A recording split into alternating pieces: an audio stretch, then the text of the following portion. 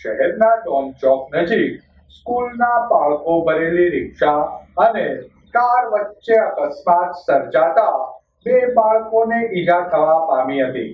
અકસ્માતના બનાવ અંગેની પ્રાપ્ત વિગતો મુજબ ગત શાળા સ્કૂલના બાળકો ભરેલી રિક્ષા ડોન ચોકથી પોરડી ગેટ તરફ જઈ રહી હતી ત્યારે એક કારના ચાલકે રિક્ષાને ટલ્લો મારતા રિક્ષા પલટી ખાઈ ગઈ હતી।